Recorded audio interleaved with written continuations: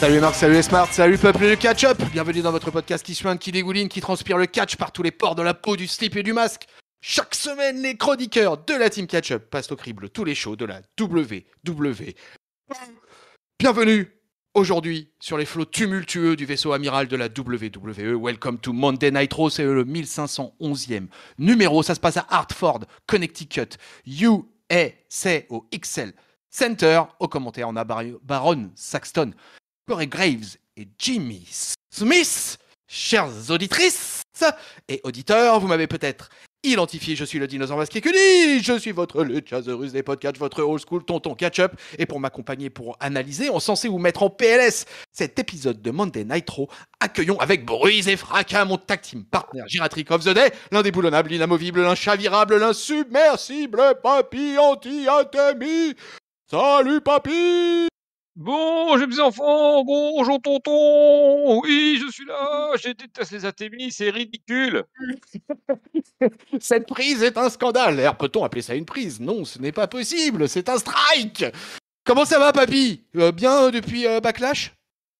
Ah ben là c'est la fête du slip, là on est abreuvé de catch de grande qualité, on est aussi nous auditeurs abreuvés de reviews catch-upesques de qualité là depuis des jours et des jours là à Paris, aux États-Unis, partout dans le monde. Catch-up est Ah partout dans ouais, le monde. C'est la vous fête du faites le slip, hein. faites le tour du monde avec Catch-Up, quoi. Alors, je sais pas si tu as écouté la review consacrée à Backlash, allez-y, peuple de Catch-Up, elle est en ligne, mais tu as vu que j'ai combattu la censure et que j'ai pu délivrer ton avis en direct à la face du monde, malgré Ça la m'a fait bien présence plaisir. du patron et de Giscal, hein, les Originals qui étaient, tu vois, en tag team contre Jeliel et moi-même, quoi. Mais Giscal, là, il croit quoi, là? C'est fini son statut d'original, là. C'est le new breed. Là, c'est fini, là. Allez, hop. À la cave, là, les vieux. Place à la jeunesse. Ah, bah justement, on parle de la jeunesse, hein, et nous, la tag team gériatrique, bah, c'est ce qu'on regarde tous les lundis soirs, et là, de la jeunesse, on en a, puisque ça va commencer. Alors, bien sûr, il y aura un vidéo gros package sur ce qui s'est passé à WrestleMania Backlash, puisque ce Monday Nitro est tout simplement le post WrestleMania Backlash, et on va commencer avec les tag team champions de Monday Nitro, les Bros, les RK Bros, Randy Orton et Riddle, qui sont sur le ring pour nous délivrer de la promo. Ils expliquent bien sûr que la défaite de la veille contre la Bloodline, bah voilà, ça arrive et tout, c'est la compétition, mais eux, ils veulent toujours les titres des champions par équipe de SmackDown pour unifier ces fameuses ceintures. Les Usos eux-mêmes avaient lancé le challenge, mais Roman Reigns avait déchiré le contrat et s'est incrusté dans le match. On peut dire, papy, que j'attaque d'entrée tout de suite avant qu'on lance sur le match. Clairement, l'affaire entre la Bloodline et l'RK Bro continue et j'ai l'impression qu'elle va continuer un moment encore. Ouais, et t'as presque l'impression que c'était une parenthèse, en fait, ce match à 6. Parce qu'il y a eu ce match à 6, puis hop, on rebloque, on repart directement sur le programme qui était prévu avant avec l'unification. Donc c'est reparti. Puis d'ailleurs, ils annoncent lors de ce segment qu'ils iront à SmackDown. Carrément, ouais, Donc, parce que Riddle, effectivement, ouais, effectivement, Riddle annonce que ils vont aller réclamer le match à Roman Reigns. Parce que bon, comme pour eux, les Usos en fait, ils sont tout simplement pas capables de prendre la décision. Et donc voilà. Et si pour Riddle, si Roman Reigns dit non, c'est qu'il n'aura pas confiance en ses cousins. Je pense que la réponse de la tête de la table va être assez claire là-dessus. Les Street Profits vont faire leur entrée. Ils doivent affronter Riddle et Orton tout de suite après. Les titres, est-ce que les titres étaient en jeu? Tiens, j'ai un doute. Oui, les titres étaient en jeu, oui, bien sûr. Oui, les titres étaient tout à fait en jeu, oui, mes amis, quoi.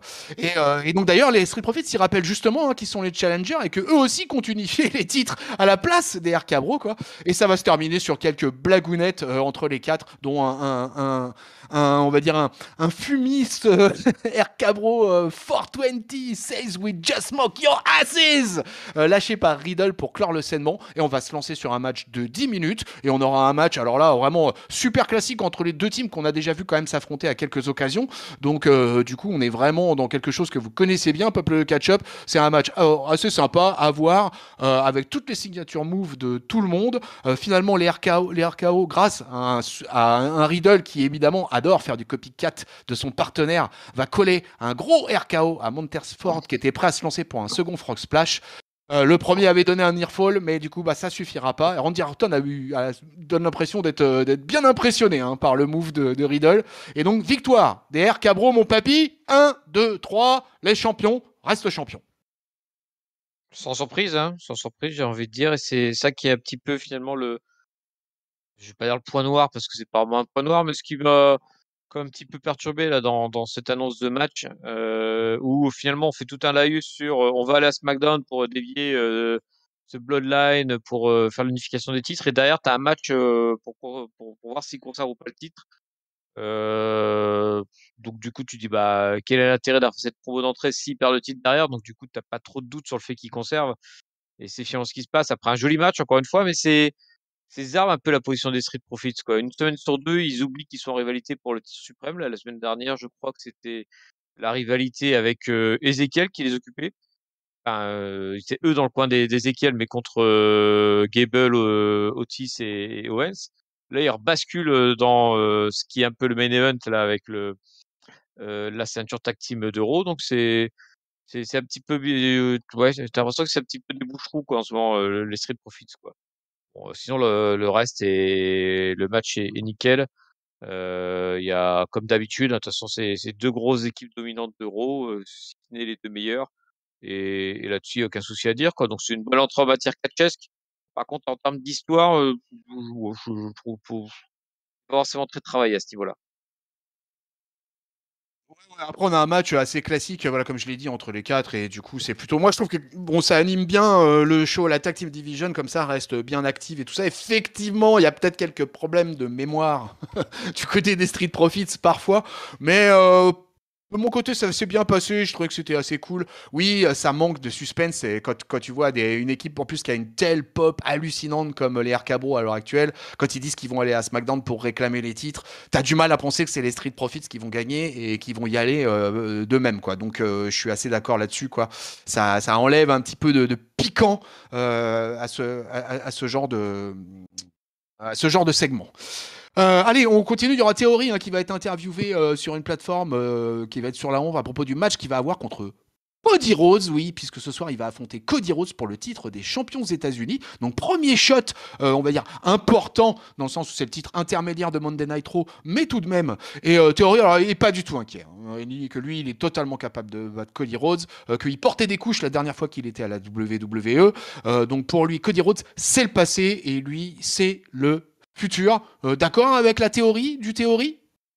Bah, c'est le futur de WWE plus long terme, je pense, théorie, parce que le futur immédiat, ça semble quoi être plutôt Cody Rhodes, sur qui il mise beaucoup pour animer des segments, et puis là, bah, du coup, pour se mettre sur un petit match pour le titre des USA qui va finalement animer un peu je crois qu'il annonce en deuxième heure de show. Donc, ouais, alors ce que je trouve intéressant, c'est que, alors, c'est peut-être un peu dommage qu'il n'ait pas plus vendu finalement ce match pour le titre US, parce que alors je suis pas expert dans la carrière de Papa Rhodes, mais il me semble que le titre US était plutôt un truc WCW, je sais plus trop. Est-ce que du coup ça aurait pas été un peu, il n'y a pas un lien avec le paternel? Est-ce qu'il n'a pas gagné déjà son père le titre US d'ailleurs? Je ne sais plus. Mais en tout cas c'est l'American Dream, donc titre US, t'as un lien là-dessus. Heu, ouais, c'est peut-être un poil dommage que ça tombe comme ça, comme un cheveu sur la soupe, parce que du coup, tu aurais pu te hyper un peu en disant: «Bah tiens, effectivement, il y a une vraie logique que Cody vise cette ceinture-là». Peut-être que alors tu vois, je vais extrapoler à mort, mais peut-être que c'est, demain, le titre numéro 1 d'Euro vu qu'il y a plus de titre suprême. Mais non, là, c'était juste la petite, c'était juste vendu comme ça en disant: «Hop, un title shot venu de nulle part» et qui s'annonce pour 10 heures du soir. Ouais, alors je suis d'accord sur le principe du title shot qui arrive de nulle part. D'un autre côté, je me dis, ouais, bah tant mieux, parce que comme ça anime justement le titre US et que moi je me plains tellement du traitement des titres intermédiaires dans nos deux brands favorites rouge et bleu que je suis plutôt content. Assez surpris effectivement de voir Cody Rhodes débarquer dans cette title picture-ci. Mais bon, pourquoi pas quoi. J'ai l'impression surtout que là, sur le coup, tu vois, moi je l'ai pris surtout comme un truc où il voulait plus nous vendre théorie, quoi, tu vois. J'ai l'impression qu'il y a plus une mise en avant là du jeune et que finalement Cody Rhodes, ça m'a presque paru, ouais, pas anecdotique. Je vais pas aller jusque là parce que le public de Dartford était quand même dingue quoi au moment de l'annonce quoi. Donc, mais et d'ailleurs j'ai trouvé le public très bon ce soir. On va en reparler un petit peu plus tard là. Allez, on continue. Le Judgment Continuons. Day, le jugement dernier, a fait son entrée, mon cher papy. Et pour sa première promo à 3 à Monday Night Raw, Edge s'est coupé les cheveux et il est furieux contre le public. Bien, d'accord, ok. Et finalement, on va avoir une promo assez étrange puisque j'ai envie de dire que Edge, comme Priest, comme Rhea Ripley vont utiliser les ressorts de on n'est pas content après le public nous déteste, on se moque des fans. Alors Edge, il est qualifié de mouton, de moche, d'idiot, de keyboard warriors, en l'occurrence de guerrier du clavier. Voilà, donc beaucoup de cheap hits par Edge, quoi. Et ça va durer en fait toute la promo comme ça, puisque ça sera Damian Priest qui prendra le micro derrière. Lui, il va expliquer un peu quand même qu'ils étaient déjà dangereux en solo, mais que dorénavant, il y a un truc en plus, quoi. Il y a une dangerosité supplémentaire.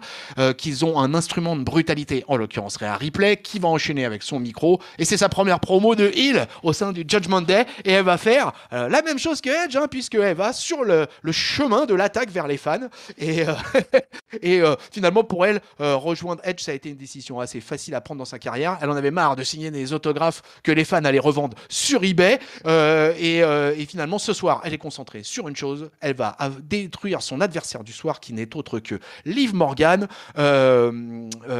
Edge, il explique à la fin que c'est lui qui a fait en sorte que l'équipe de Ripley et Morgan se séparent, que c'était du gâchis de laisser Rhea Ripley dans cette équipe de bouse, et que Liv Morgan n'était qu'une poupée, je sais pas quoi. Il sort un espèce de joke sur les poupées que j'ai pas bien saisi. Mais finalement, d'ailleurs, la poupée fera son entrée puisque Liv Morgan va arriver pour son match. Hop, je m'arrête là juste pour demander à notre papy national quel a été son sentiment sur cette première promo à 3 du jugement dernier. C'est comme tu l'as dit, hein, c'est du classique, de la cheap hit, en veux-tu en voilà. La référence de eBay de Rhea Ripley m'a semblé tellement antidatée que j'ai eu du mal à la prendre trop au sérieux. Mais bon, on va dire c'est une bonne introduction pour eux. J'ai trouvé le seul truc que j'ai trouvé sympa dans cette, intro de ce groupe à 3 maintenant, c'est de dire que enfin Edge qui explique un peu, à quel moment il a fait le forcing pour les récupérer en disant: «Bah tiens en fait, je t'en parle mais ta collègue c'est un peu un boulet» et cetera, et qui finalement donne un poil de cohérence avec, Liv Morgan qui va, Rhea Ripley qui suivait plus Liv Morgan ces derniers temps, hormis pour les matchs pour les ceintures.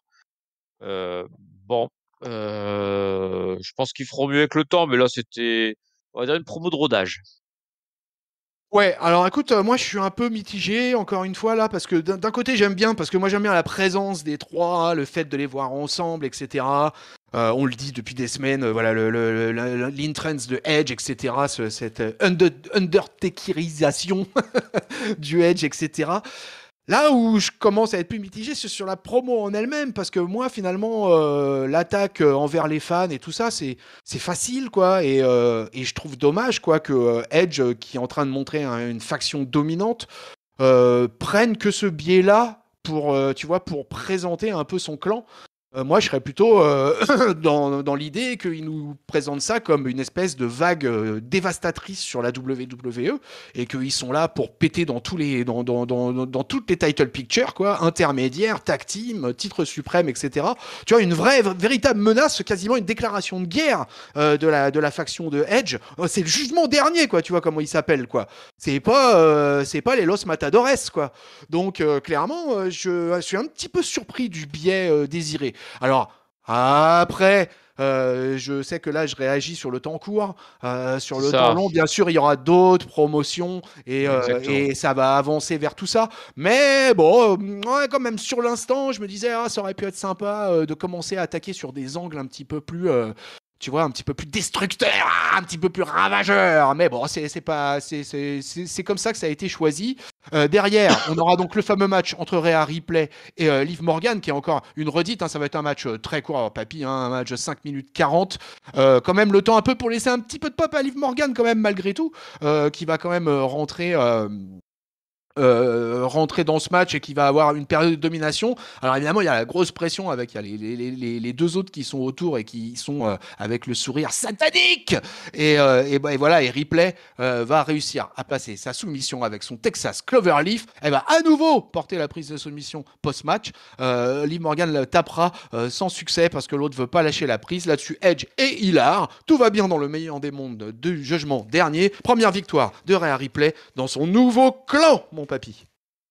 Première victoire, première victoire. Je rebondis juste sur ce que tu disais pour finir sur le segment micro. Effectivement, je pense qu'on aura tellement de promos de ce truc-là que celle-là, même si elle n'est pas au top top, ils auront tout le loisir de rechanger le fusil d'épaule dans les prochaines semaines, prochains mois. Parce que Edge, j'ai vraiment l'impression qu'il est pas là pour catcher et qu'il sera là que pour parler, hormis quelques occasions type pay-per-view, quoi. Retour sur le match, Rhea Ripley, voilà, elle passe un cap, elle détruit Liv Morgan. Que je serais même pas étonné que du coup on ait Liv un peu au repos dans les prochaines semaines parce que là elle l'a vraiment pourri. Euh, euh, et puis voilà, c'est ce qu'il fallait pour passer à autre chose. Je pense que pour moi l'histoire peut se terminer là entre les deux filles.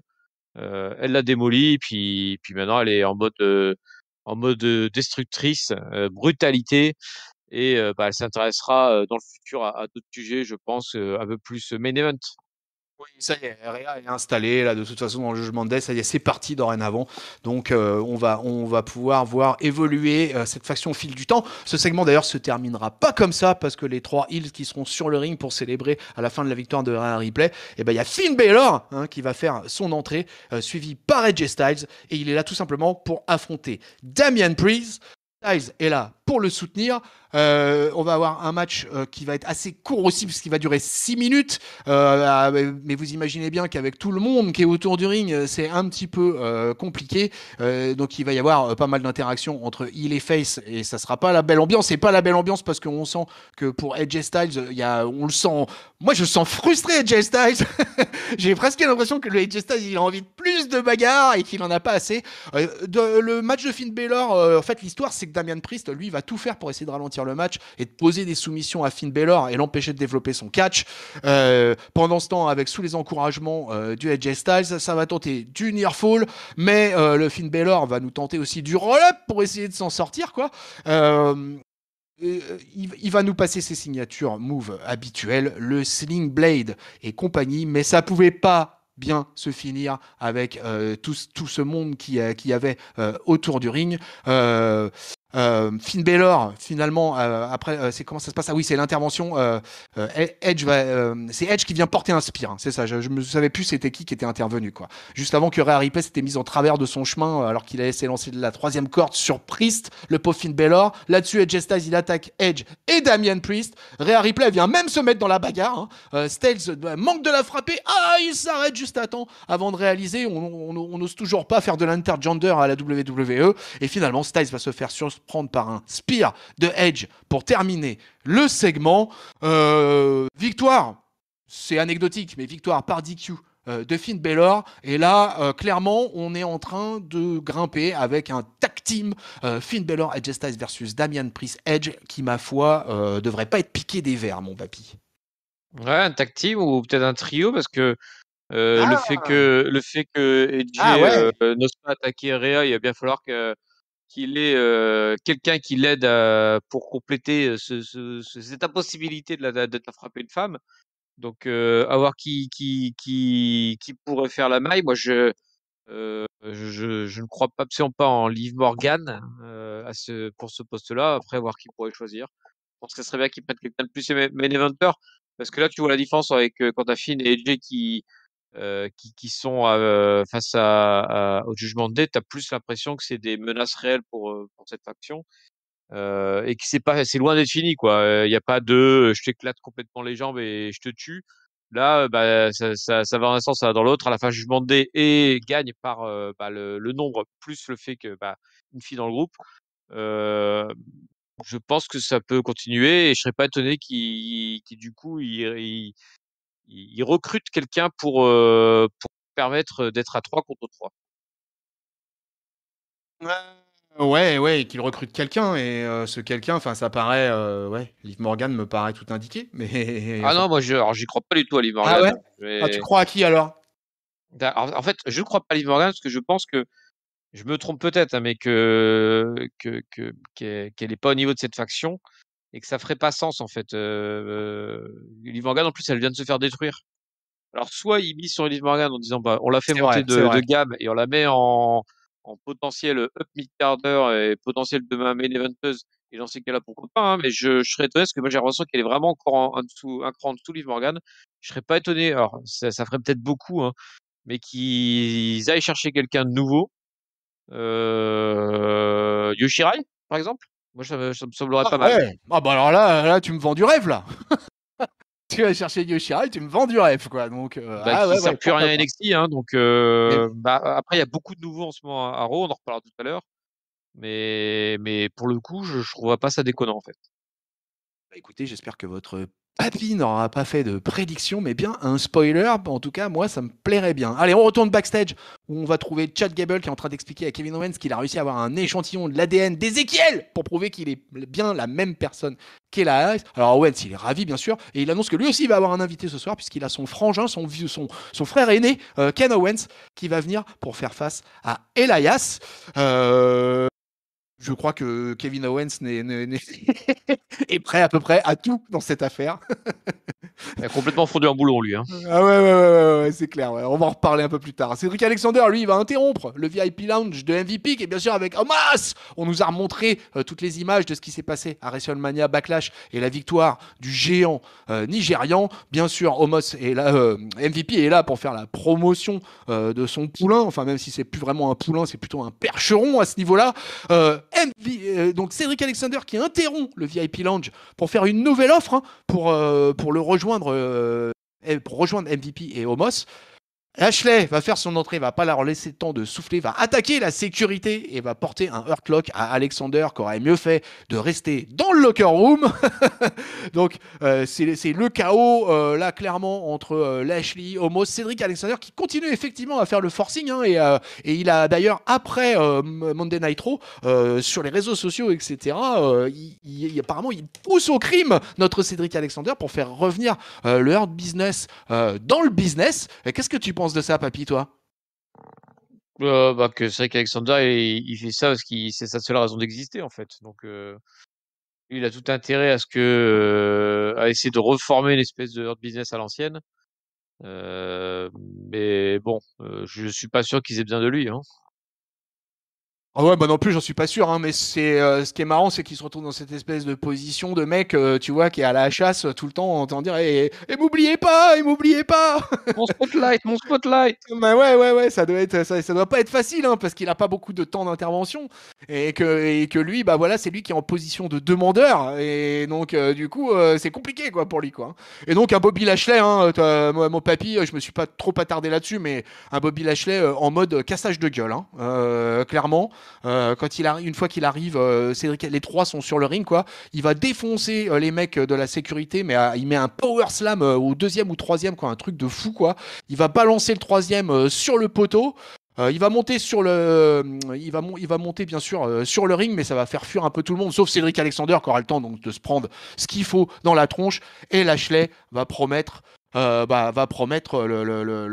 guerre bientôt à Omos. Quoi qu'il arrive, je pense que la revanche est pour très très proche, mon papy. Elle est sur, il y a un partout, hein, donc Oui, il y a un partout, oui. la revanche est forcément dans les tuyaux. Bon, vivement que ça se casse, ça se casse la tronche là. Allez les gars, tapez-vous dessus. Voilà, allez, Adam Pearce, tiens, notre officiel de Monday Night Raw, qui vient annoncer quelque chose à qui? À Sonia Deville, oui, parce que pour Sonia Deville, en ce moment, c'est un peu compliqué. Elle est plus souvent en tenue catcheuse d'ailleurs que d'officielle. Et on sent qu'il y a de la friture sur la ligne avec son collègue. Voilà. Alors, il veut lui dire quelque chose, mais elle veut juste savoir qui c'est son adversaire ce soir. Et finalement, elle dit ah bah non, je veux pas savoir. Donc elle s'en va direct sur le ring. Et Pierce vient tout de même quand même lui annoncer alors qu'elle est sur le ring sous le petit entron et bah tout simplement qu'elle est destituée de son poste de officiel de la WWE et qu'en plus ce soir son adversaire sera tout simplement la goddess Alexa Bliss qui fait son comeback à Monday Night Raw sous une pop énormissime du public. Alors elle est plutôt en mode, alors là il y a une espèce de mélange en fait finalement entre le dernier personnage qu'elle avait puisqu'elle a sa poupée avec elle, mais elle a retrouvé un peu son gear de l'époque de la goddess justement. Donc Alexa Bliss débarque pour son premier match à Monday Night Raw depuis un bail. Et alors écoutez, bah, ça va être un match totalement expéditif puisque Sonya Deville, encore sous le choc de s'être fait virer par Adam Pearce, va perdre en moins de 40 secondes et elle va se choper un DDT et un Twisted Bliss. Victoire de Alexa Bliss. Le fait notable, c'est est-ce que Sonya Deville a fait tant de mal pour être virée ou est-ce que c'est finalement on s'en fout et c'est le retour d'Alexa Bliss qui est bien important, mon papy. Alors, on s'en fout pas. On s'en fout pas. Je pense que c'était quelque chose dont j'étais étonné, moi, depuis des semaines, qu'il n'y ait aucune sanction face à Sonia Deville qui faisait absolument de la merde en tant que personne d'autorité. J'étais étonné qu'à chaque fois on lui fasse ses gros yeux en disant Sonia, c'est pas bien. Et puis qu'après, hop, la semaine suivante, elle retrouve tous ses pouvoirs sans problème. Et là, alléluia, Adam Pearce a enfin servi à quelque chose et il a sanctionné Sonia Deville. Donc ça, c'est une excellente nouvelle pour moi. Et c'est enfin quelque chose de logique finalement dans le traitement de ce personnage-là, qui, comme tu le précises en plus, est de plus en plus souvent dans le ring, donc c'est totalement logique qu'elle fasse la bascule complète. Et le retour d'Alexa Bliss, là par contre un peu sur le cul, parce qu'elle revient de nulle part. Elle était revenue à l'Elimination Chamber juste pour faire un petit peu de pop et elle avait redisparu, puis là elle revient, c'est absolument pas dans quel cadre. Le public est très content de la voir. Elle a torché Deville en 2 secondes. Bon, bah, à voir s'ils vont continuer démarrer une petite rivalité à deux, du coup, un petit programme. Là, pour le coup, ça commence vraiment à avoir énormément de talent féminin dans le show rouge. Quand tu compares au show bleu, c'est le jour et la nuit, hein. Ouais, ça c'est clair, hein. C'est clair qu'il y a une sacrée différence là-dessus en ce moment entre les deux shows. On aura un petit vidéo package sur la rivalité en cours entre Seth Rollins et Cody Rhodes, qui était certainement pas anodin. Et finalement, ça y est, on y est. Ken Owens fait son entrée, le frère aîné de Kevin Owens. Il se retrouve face à Ezekiel qui lui au préalable était rentré et s'était chopé aussi une bombe pop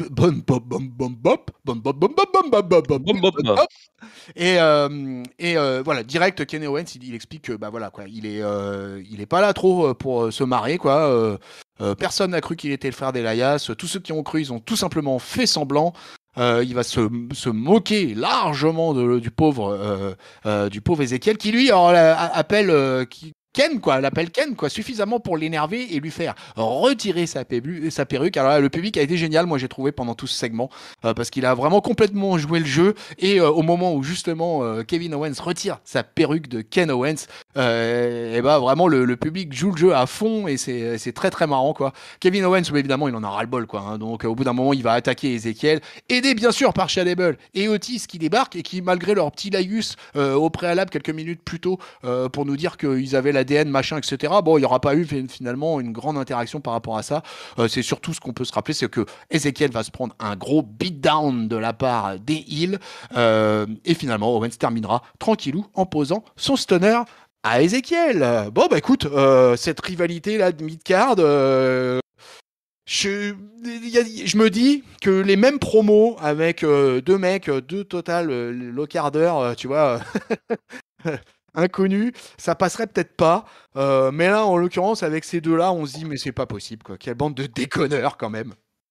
Quel bande de déconneurs. Et on le disait la première fois, enfin moi, déjà qu'on en parlait la première fois qu'on a vu Ezekiel, ça semblait impossible qu'il réussisse ce personnage tellement il était connoté, bah, c'est Elias qu'ils ont repackagé avec un mec random. Sauf que, du coup, grâce au gros travail d'Owens, là, je pense qu'Ezekiel, il est petit à petit installé finalement dans le main roster comme un personnage qui n'est plus random.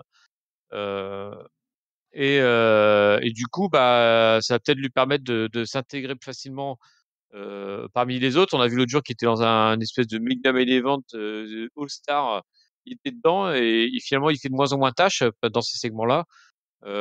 Maintenant, on va finir par arriver sur la confrontation physique, tôt ou tard, maintenant qu'Ezekiel n'est plus juste un no-name.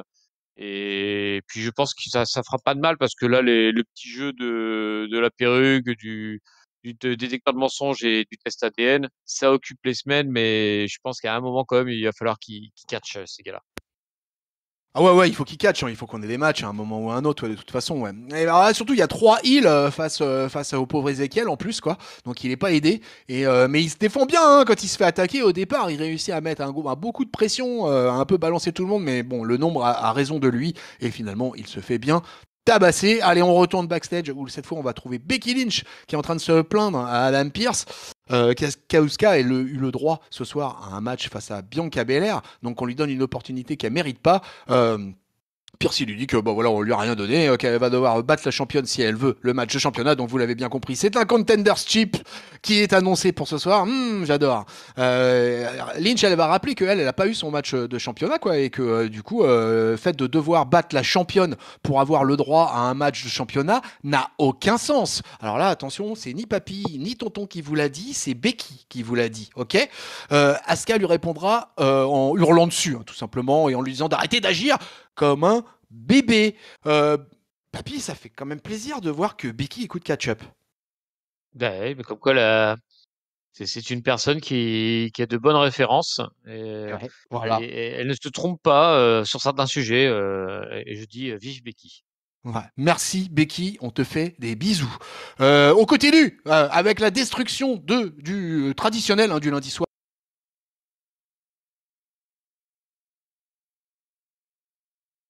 Dans un jobber local as usual. En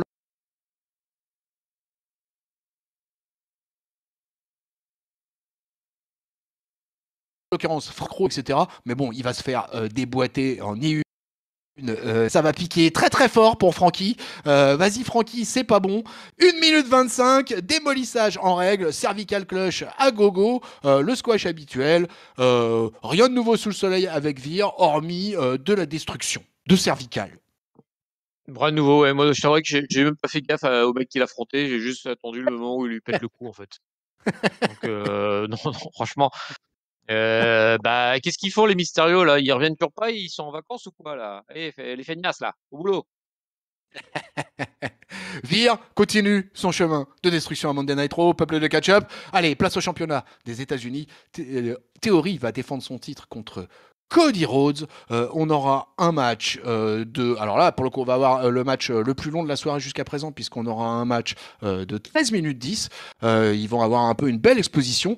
Encore une fois, la belle occasion, moi, je trouve, de montrer que Theory dans le ring est loin d'être dégueulasse, quoi. Et face à un Cody Rhodes qui est alors là, dans une pop lui aussi stratosphérique, qui sont quelques-uns en ce moment à Monday Night Raw de toute façon à bénéficier avec le public là de traitement absolument hallucinant. Que ça soit un Randy Orton ou un Cody Rhodes, et là c'est le cas, et du coup c'est parti pour un match vraiment sympa. Les mecs vont rester pas mal entre les cordes, etc. Il y a beaucoup de... On va tenter les torsions de bras. Cody Rhodes va nous placer quelques signature moves. Mais Theory revient toujours, est toujours là pour contrer, pour taunter aussi, hein, au passage, parce que le jeune, il aime bien, quoi, et ça, c'est assez agréable. Au bout d'un moment, Cody va réussir à l'emmener ringside sur la table des commentateurs, va lui coller une série d'atémies. Oh là là là là, j'ai pensé à Papy, je me suis dit, non, mais Papy doit dire à Cody, non, mais ne fais pas ça, Cody. D'ailleurs, Theory, il le comprend bien, puisqu'il se sauve, et il revient direct sur le ring, quoi. Et quand on les retrouve après, je crois, après, il y a une pause pub, on les retrouve, gros tabassage de Theory qui commence à prendre le dessus, mais Cody va réussir à placer un beau kick. Là-dessus, va se retrouver, je crois, va rouler ringside. Et qui va surgir? Eh ben, tout simplement, l'architraite, l'archi-chacal, le Seth Rollins est dans les parages et il vient tout simplement s'occuper de Cody. Alors, la cloche a sonné et tout ça, ça nous donne évidemment que le match est un petit peu phagocyté, puisque Cody Rhodes se retrouve vainqueur, mais par disqualification, donc il n'y a pas de changement de titre. Théorie, on pourra constater aussi qu'il a été bien mis en avant, que ça soit sur le ring en fait, mais comme aussi par les commentateurs américains, hein, qu'on avait plein la bouche à propos du Théorie. On sent que là, le jeune, on a décidé de pusher dans tous les sens. Alors c'est la deuxième disqualification de la soirée. Seth Rollins va terminer son assaut sur Cody Rhodes en lui portant un Kurt Stomp sur la table des commentateurs. Et d'ailleurs, les commentateurs qui vont être outrés, hein, qui pensent que Rollins est allé beaucoup trop loin dans cette affaire. Donc là, écoute mon papy, on garde notre champion US et entre Seth Rollins et Cody Rhodes, c'est archi chaud bouillant. C'est la rivalité du printemps, j'ai envie de dire. La rivalité du printemps, la rivalité de Raw, vu qu'il n'y a Ou plus de de Raw, titre oui, de Raw. principal. Donc, c'est un peu celle-là qui surnage et qui fait office de titre principal. Le, le match en lui-même, j'ai trouvé que c'était un poil moins fluide que le Cody Rollins de la veille, hein. Il y avait moins d'automatisme avec Theory. Euh, le résultat, en plus, comme tu l'as dit un peu plus tôt, on a eu un paquet de vidéos quelques instants avant qui nous rappelait la rivalité entre Rollins et Cody Rhodes. Donc du coup, tu n'avais pas trop d'espoir que d'échapper à une intervention de l'ami Seth. Donc voilà, bon ça, comme je disais en introduction, c'est un poil dommage qu'ils aient pas plus travaillé le fait que voilà, Cody est revenu à WWE pour gagner des titres et que le titre US ça représentait quelque chose pour lui. Enfin, il aurait pu broder quelque chose qu'ils ont pas fait. Euh, Tant pis. Mais ça reste honnête, mais sans que ce soit non plus extraordinaire pour moi.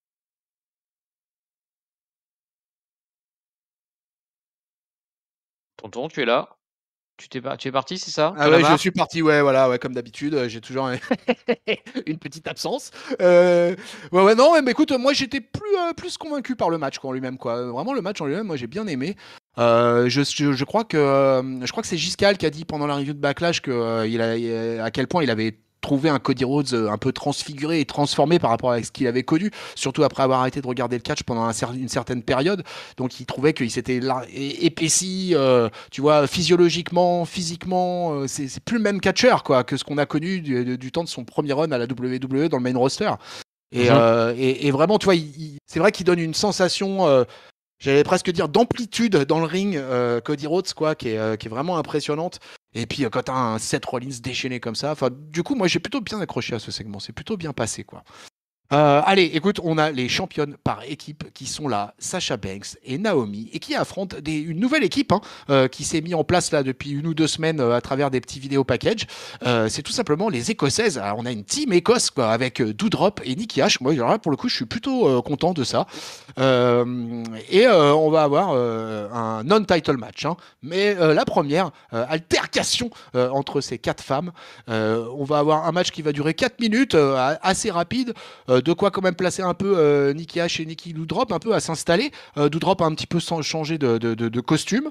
Elle va tenter quand même quelques trucs. Elle va venir bien écraser notre Naomi avec, je sais pas comment l'appeler, son sit-out bottom. Mais quand même qui doit faire bien mal. Hein. Surtout que je crois qu'elle lui tombe bien à la base du cou et la Naomi, elle est un petit peu pas bien. À la Ah, suite ça de pique, hein, ça ah pique. ouais, à la suite de ce shot-là, en fait, je crois qu'il se passe carrément 40 ou 50 secondes où Naomi elle reste par terre et elle va même se mettre à 4 pattes, etc. À essayer elle sait plus trop quoi faire en fait, Naomi. On sent qu'elle a pris vraiment un gros shot et voilà. Donc du coup, il y aura surtout ce passage. Doudrop va rester beaucoup dans le ring. Sacha va avoir un peu de spot, mais ça sera pas énorme. Nikki Cross va rentrer pour confirmer qu'elle est toujours quand même une bonne bagarreuse, quoi. Mais ça va pas suffire, bien sûr, pour faire peur à nos championnes qui vont, que je sais même plus, je vous avoue le finish, le finish, elles mettent leur fameux combo là, le code breaker avec le sit out full Nelson Bomb. Victoire des championnes, Sasha Banks et Naomi Papi. C'est beau ça quand même, hein, des championnes là qui gagnent. Alors je suis d'accord avec toi sur le papier, sur la partie comment s'appelle-t-elle Doudrop Nikki Cross. et Nikki Cross, une association qui me plairait pas mal.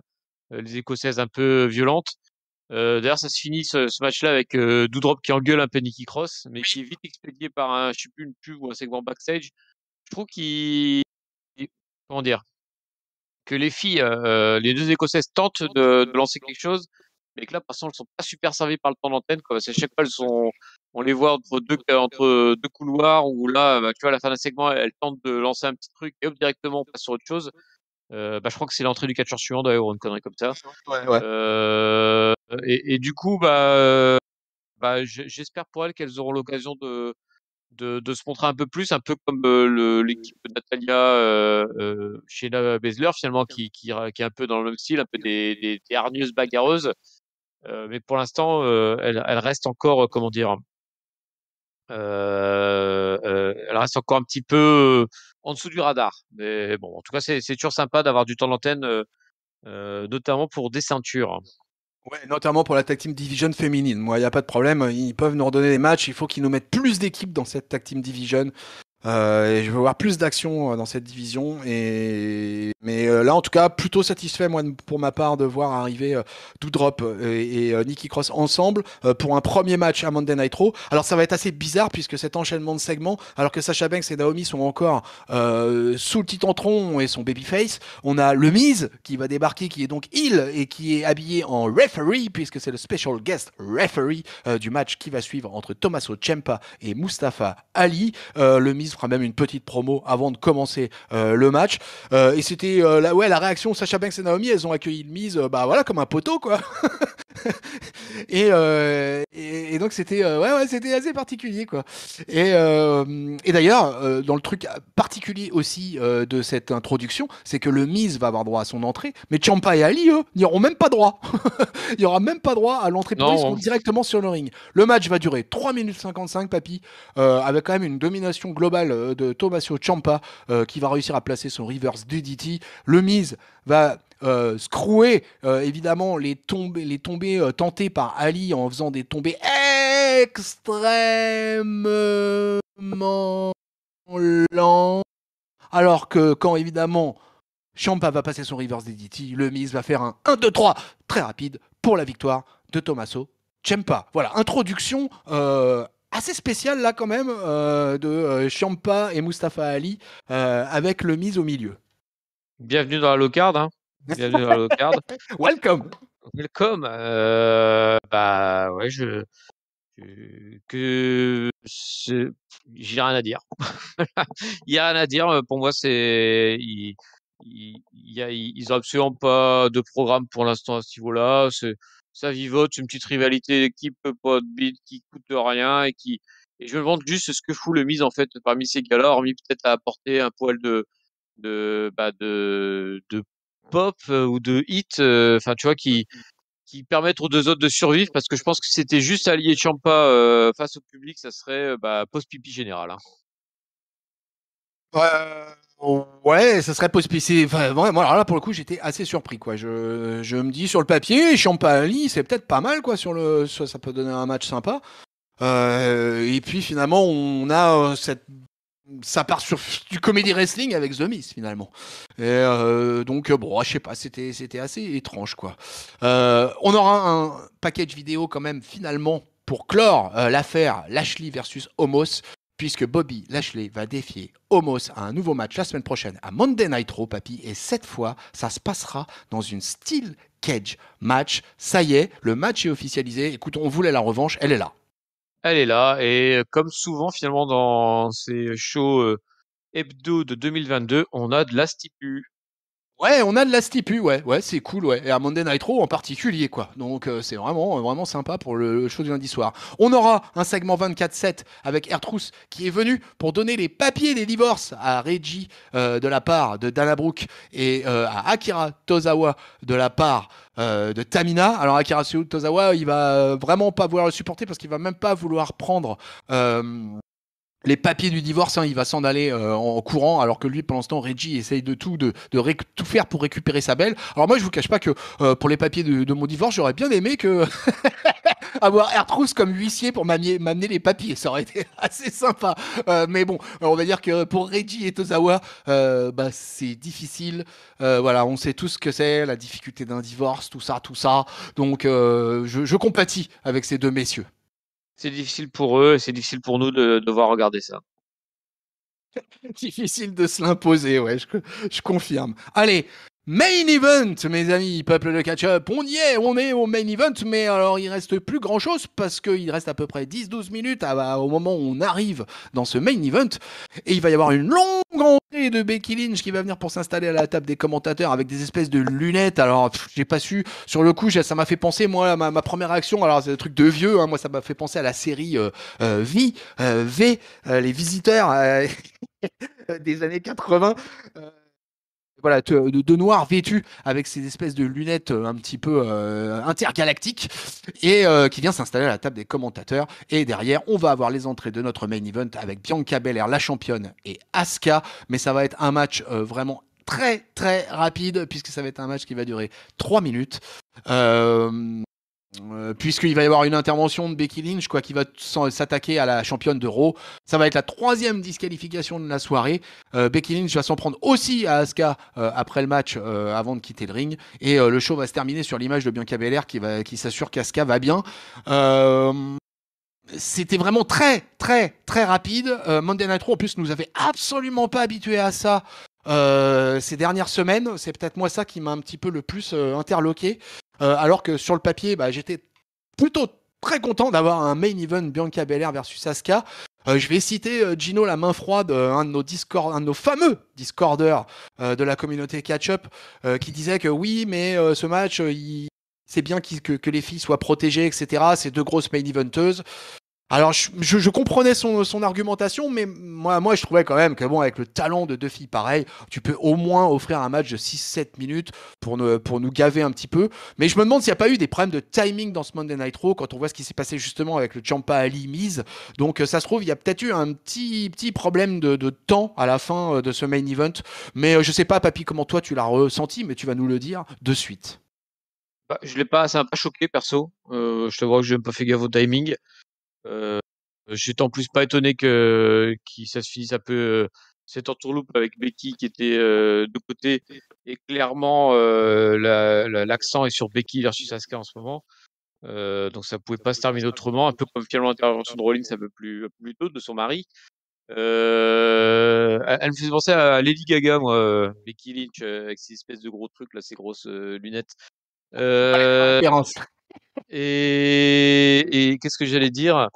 Et pour le reste, peut-être effectivement qu'il y a un problème de timing, que parce que ils ont tellement de trucs qui rajoutent en ce moment dans Raw, ce qui est cool, hein, parce que du coup on se retrouve avec plein d'histoires à suivre. Là encore une fois, le retour d'Alexa Bliss en plus, et au final peut-être que du coup on se retrouve avec trop d'histoires à suivre en parallèle, et qu'ils n'arrivent pas forcément à gérer. Tu parlais de ça, théorie là du coup qui revient pour son titre US, mélangé un peu avec Cody versus Seth. Tu essaies de croiser un peu les trucs, mais et ça y est, ils ont un peu le contre-coup de leur bonne idée, c'est que maintenant ils ont tellement de mecs qui sont dans des histoires que bah pour tous les faire tenir dans un show, ça commence à être être chaud. Mais bon, moi du coup ça me gêne pas que ce soit un main event assez court. Effectivement, et Asuka et Bianca n'ont aucune raison de perdre pour le moment. Et donc, on les reverra très certainement plus tard à l'affiche de Main Event et de pay-per-view.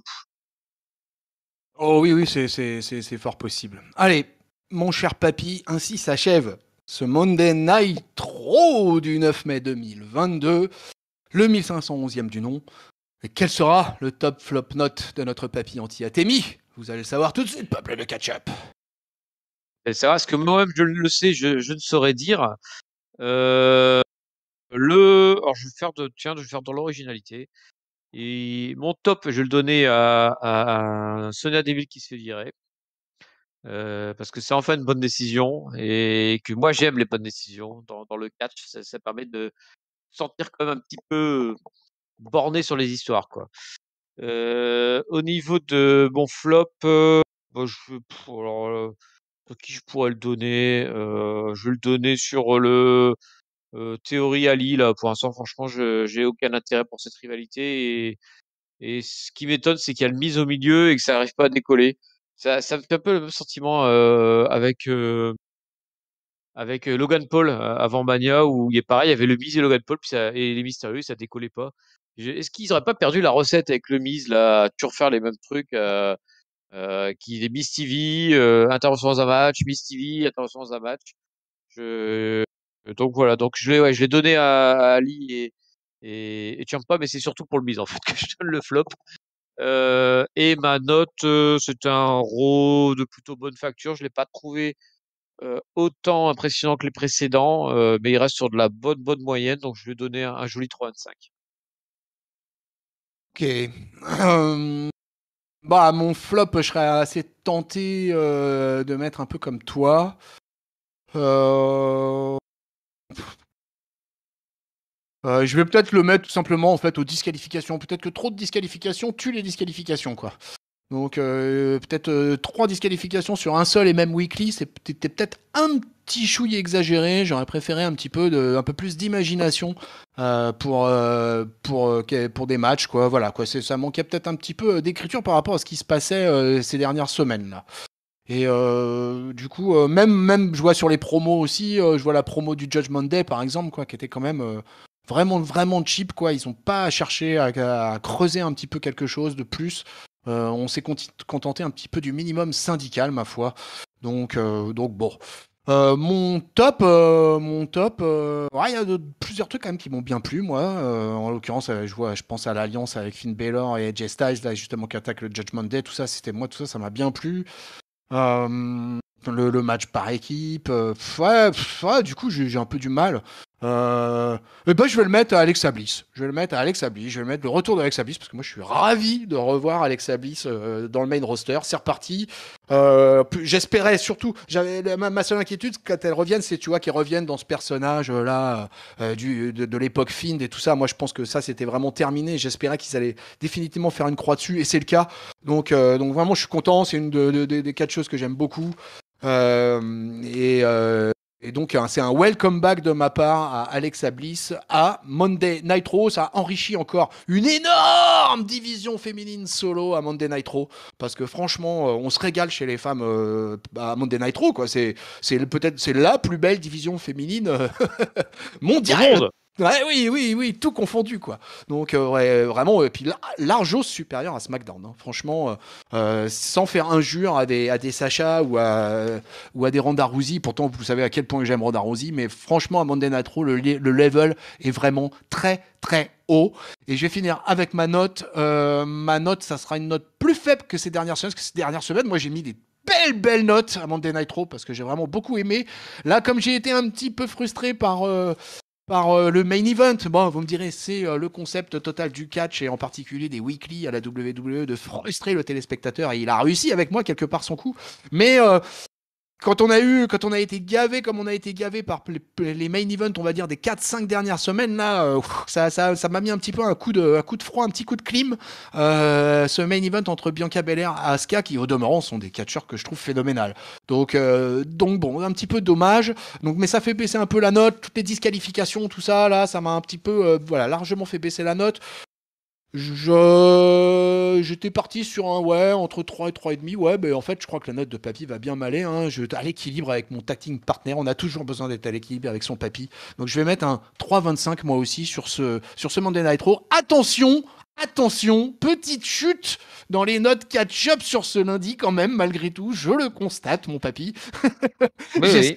Mais j'espère que c'est juste un petit coup de mou, un petit coup de fatigue en sortant de ce WrestleMania Backlash qui était quand même pas mal intense.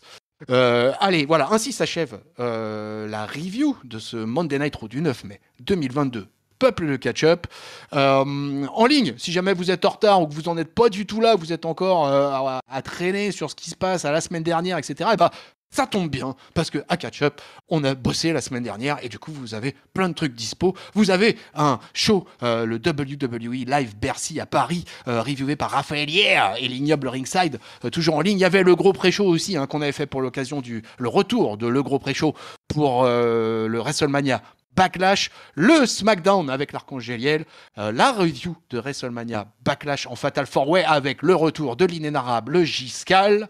Bien sûr, toujours en ligne, le You Talk Too Much avec Christophe Ajus. Si vous voulez en savoir un peu plus sur les coulisses de WWE Paris, c'est bien, hein, vous avez les deux versions. C'est-à-dire, vous avez la version vue des tribunes avec la plèbe et vous avez la version vue backstage avec les officiels. Donc, je vous recommande de vous écouter ces deux reviews. Vous allez voir, c'est bien sympa. Il ne me reste plus qu'à vous faire la fameuse promotion que tout le monde adore, le moment où tout le monde fast forward, la communauté Discord, tous les liens sont dans la description de la vidéo YouTube. Abonnez-vous pour ne manquer aucun épisode sur toutes les bonnes plateformes de podcast, PodCloud, Apple Podcast, Google Podcast, Podcast Addict, Spotify, Deezer, les réseaux sociaux Twitter, Instagram, Facebook, le site officiel catchup.lepodcast.fr. Voilà, il ne me reste plus qu'à remercier mon tag team gériatrique of the day, mon papy anti-atémie. Merci à toi, papy, pour cette fine analyse. Merci à toi, tonton, de m'avoir admis dans ce monde d'électro, même si je ne suis pas un OG. J'allais juste oublier, n'oubliez pas, peuple de catch-up, on a lancé ce week-end le premier championnat officiel de pronostic de catch-up.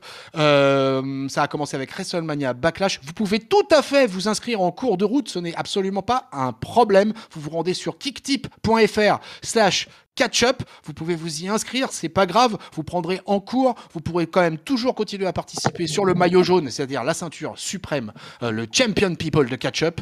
Mais par contre, vous pouvez gagner la ceinture, tout simplement le Roll-Up Championship, qui est la ceinture qu'on gagne si on gagne un pay-per-view unique. Voilà, si vous gagnez une étape. Donc, vous pouvez toujours vous inscrire. N'hésitez pas à aller vous inscrire sur les concours de prono catch-up. Allez, là-dessus, on en a fini. On vous souhaite une bonne semaine pleine de catch. On vous fait des bisous, on vous fait des cordes à linge plein la face. On enchaîne en vous collant un bridging O'Connor roll pour le tomber. 1, 2, 3, victoire en filou des vieux de la team catch-up.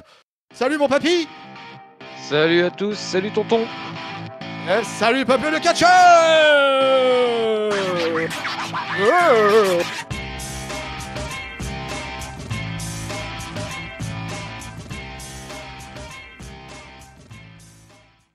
Qu'est-ce qu'on attendait, hein? Vous le saurez bientôt.